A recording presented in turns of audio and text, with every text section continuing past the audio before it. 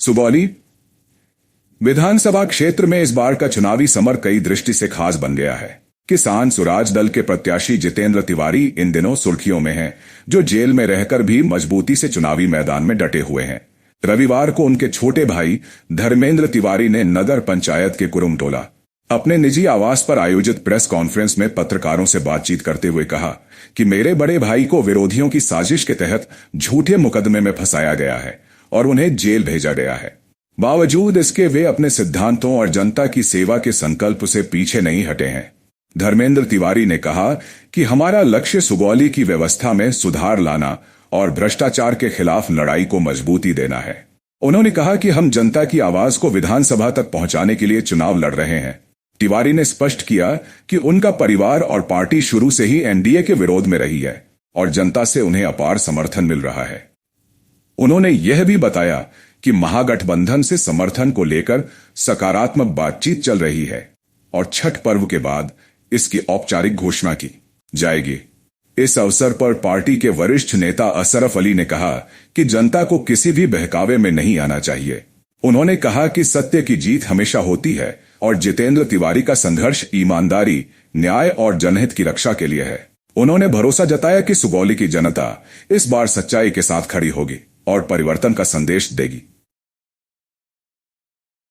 पत्रकार बंधुओं को मैं प्रणाम करता हूं और इस प्रेस कॉन्फ्रेंस करने का मुख्य उद्देश्य है कि आप जो पीछे पोस्टर में देख रहे हैं, ये जो हाथ में हथकड़ी पहने हुए हैं, वो मेरे बड़े भाई जितेंद्र तिवारी हैं।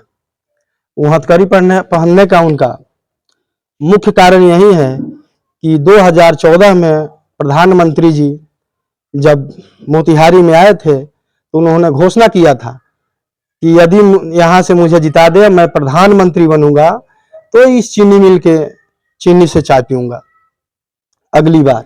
वह वादा उन्होंने नहीं पूरा किया। इसी वादा को लेकर के मेरे भाई ने विरोध किया, काला झंडा दिखाया, जिसके वजह से उन्हें झूठे मुकदमे में फंसाया गया है। आप सभी लोग जानते हैं कि वह जो मुख्य अतिथि बन के नेपाल में होटल का उद्घाटन करने गए थे, वह नेपाल का है वीडियो, और उसी वीडियो को आधार बनाकर इन्होंने मुकदमा किया है, चूंकि यह चुनाव से वंचित हो जाए। आप सभी लोग जानते हैं कि मेरा परिवार शुरू से एनडीए का खिलाफ रहा है। हम लोग महागठबंधन का सपोर्टर रहे हैं। इसकी वजह से प्रताड़ित किया जा रहा है। आज इस चुनाव में बहुत सारे ऐसे लोग हैं जो महागठबंधन का विरोध करते थे, आज वो महागठबंधन के सपोर्टर बने हुए हैं। इसी को लेकर के एक घटनाक्रम हुई है यहाँ पे कि यहाँ के जो महागठबंधन के प्रत्याशी थे, उनका नामांकन रद्द हो गया। नामांकन रद्द होने के बाद हम लोग यहाँ से सीधे महागठबंधन के कार्यालय में गए, कांग्रेस कार्यालय में गए। कांग्रेस कार्यालय से मुझे पूर्ण समर्थन मिला। उसके बाद हम लोग लालू जी से जाकर के मिले, तेजस्वी जी से मिले, वहाँ मंगीलाल मंडल जो प्रदेश अध्यक्ष है राजद के, उनसे हम लोग मिले। सभी जगह से उन लोगों ने कहा कि नहीं, आप एनडीए के विरोधी हैं और आप ही को हम लोग वहां सपोर्ट करेंगे, और रिटर्न में हम लोगों ने उनको अपना समर्थन पत्र सौंपा है। यह आपके सामने है। मुकेश जी जो वीआईपी के सुप्रीमो हैं, उनको भी हम लोगों ने लेटर दिया है। सब जगह से मुझे समर्थन प्राप्त है कि आप महागठबंधन के वहां पे प्रत्याशी हैं। 1-2 दिन के अंदर छठ बीतते हम घोषित प्रत्याशी हो जाएंगे महागठबंधन के।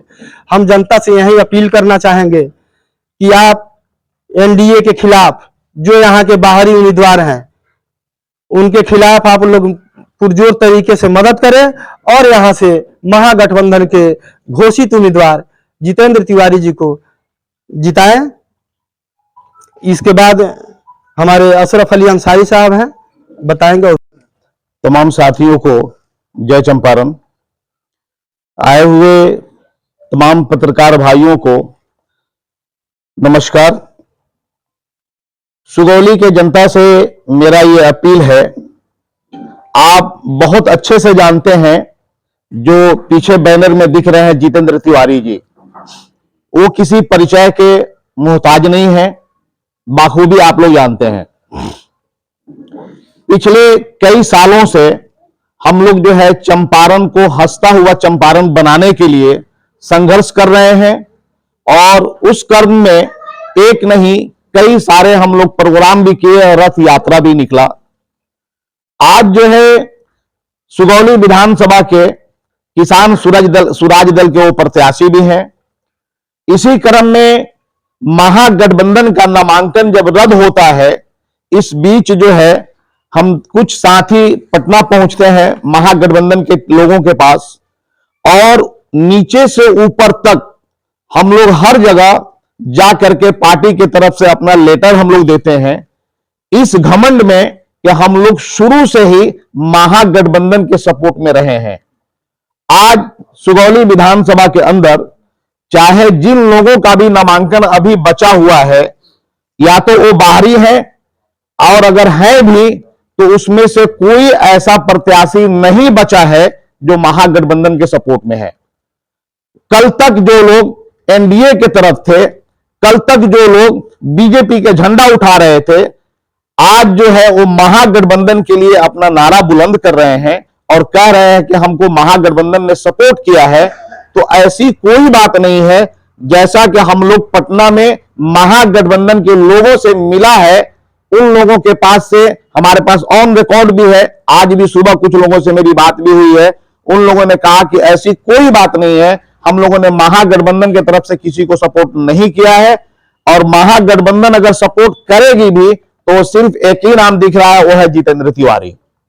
बाकी लोगों के साथ कहीं से कहीं तक समीकरण बैठ नहीं रहा है। तो इसलिए महागठबंधन जो है सपोर्ट की है और कर रही है, और अपने प्रेस कॉन्फ्रेंस के माध्यम से इस चीज को जो खुलासा करेगी, जो हम लोगों को 2-3 दिन का टाइम दिया गया है कि इधर छठ में सब कोई व्यस्त है, हम लोग छठ के बाद जो है हम लोग अपने तरीके से प्रेस कॉन्फ्रेंस करके इस चीज का खुलासा कर देंगे। काम चल रहा है, सबसे पहले उसको कंप्लीट कराने का काम करेंगे, जिससे बांध को रोका जाए, जिससे गरीबों का नुकसान होता है, उसकी फसलें बर्बाद होती है, उस चीज को रोका जाए। और अभी काम जो चल रहा है वो भी आधा अधूरा है। अगर सत्ता में हम लोग आते हैं, सरकार हमारी बनती है, तो सबसे पहले उस काम को किया जाएगा। उसके बाद से विकास का काम किया जाएगा। जो कमी है यहाँ पे रोड नाला, उसको पूरा किया जाएगा।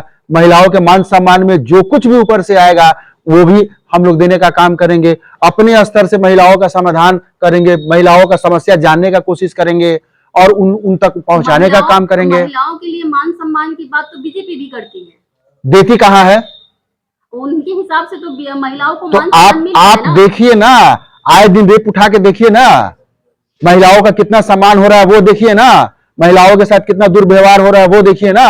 करती तो सब कोई है, कहती तो सब कोई है, करती कहाँ है? बीजेपी सरकार कर रही है ना, महिलाओं के खाते में 10,000 सिर्फ बोलती है, करती नहीं है। 1500 1100 पेंशन हो गया है। किसके कहने पे? किसके कहने पे? किसके कहने पे? विपक्ष के नेता श्री तेजस्वी जी के कहने पे। आपको जो 125 यूनिट बिजली फ्री मिल रहा है, किसके कहने पे? उन्होंने 200 का घोषणा किया, 125 इन्होंने दिया। इनको तो नकल भी करने नहीं आता है, इस सरकार को तो नकल भी करने नहीं आती है। जितना तेजस्वी जी ने बोला उतना कहां किया ये लोग, उसमें भी कटौती किया। 17 महीने में उन्होंने क्या करके दिखाया, बिहार की जनता से छुपा हुआ है। 20 साल से सत्ता में बैठे हुए हैं, कितना लाख नौकरी मिला है आपको? 17 महीने में जो इन्होंने नौकरी दिया उसमें महिला नहीं है, महिला का सम्मान नहीं है, पिछड़ों का सम्मान नहीं है उसमें। स्वास्थ्य और शिक्षा पर क्या रहेगा? स्वास्थ्य शिक्षा पर देखिए, अभी क्या रहेगा, सरकार में आएंगे तो जो सुविधा मिलनी चाहिए आवाम को, जनता को मिलेगी। सुगौली की लगातार एक मांग है, सुगौली को अनुमंडल बनाना। इसका भी प्रस्ताव अगर हम सत्ता में आते हैं, हमारा कैंडिडेट श्री जितेंद्र तिवारी अगर जीतते हैं, एमएलए यहाँ की जनता बनाती है, तो हम इस बात को विधानसभा में रखेंगे। किस तरह जो है क्षेत्र में आप लोग जा रहे हैं तो लोगों का किस तरह समर्थन मिलेगा? अभी हम लोग जनता ही मालिक है। अभी हमारे पास एक ही विकल्प है, अगर महागठबंधन की सपोर्ट मिल जाती है, घोषणा हो जाती है, तो समझ लीजिए कि जनता सपोर्ट करेगी। जनता सपोर्ट करेगी तो ये सीट निकलेगा है। चूंकि महागठबंधन के प्रत्याशी का नॉमिनेशन रद्द हो जाने से यहां महागठबंधन का प्रत्याशी कोई नहीं है। और आप भी देख सकते हैं कि महागठबंधन अगर किसी को समर्थन करेगी तो तेज प्रताप को तो करेगी नहीं, जन सुराज को करेगी नहीं, एनडीए को करेगी नहीं, बहुजन समाजवादी पार्टी को करेगी नहीं। ये तो आप भी जानते हैं, आवाम भी जानती है, जनता भी जानती है। और 1 से 2 दिन में अखिलेश कुमार यादव भी बिहार में आ रहे हैं तेजस्वी जी के सपोर्ट में।